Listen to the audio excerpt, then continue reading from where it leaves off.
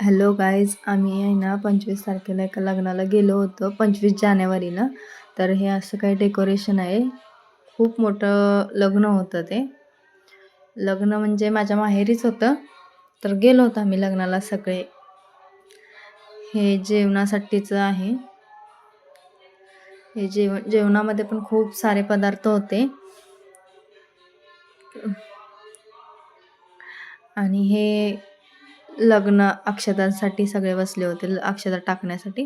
तर इथं गोपीचंद पडळकर साहेब पण आले होते लग्नासाठी. आणि 2 सख्या भावांचं लग्न होतं. तर हे त्यातले मोठे नवरदेव आणि नवरी, ते ह्यांची एंट्री अशा प्रकारे झाली होती.